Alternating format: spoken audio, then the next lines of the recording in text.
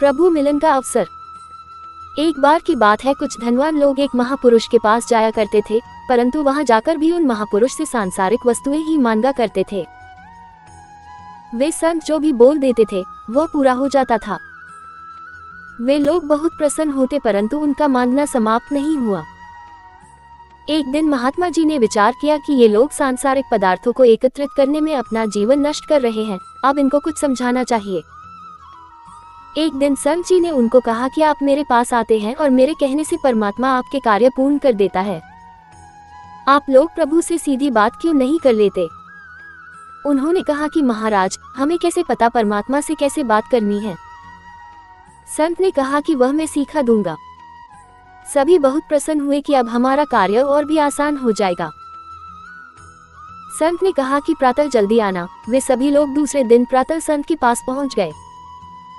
संत ने कहा कि आंखें बंद करके बैठ जाओ, परमात्मा से प्रार्थना करनी है।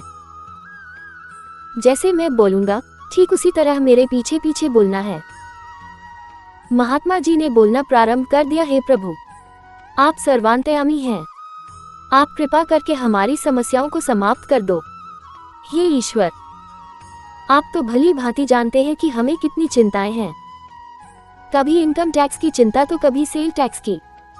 सभी लोग संत के पीछे पीछे बोलते जा रहे थे।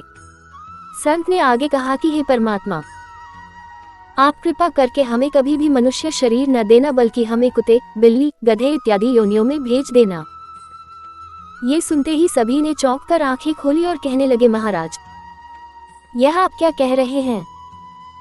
संत ने कहा कि आप केवल भोग ही तो भोगना चाहते हैं, और ये भोग तो आप 84 लाख योनियों में भी भोग सकते हैं। उन योनियों में आपको किसी भी प्रकार की कोई चिंता नहीं सताएगी। सभी लोग संत के चरणों में गिर पड़े और कहने लगे कि महाराज, हम रास्ता भटक गए थे, आप कृपा करके हमें सत्य की जानकारी दे जिससे हमारा कल्याण हो।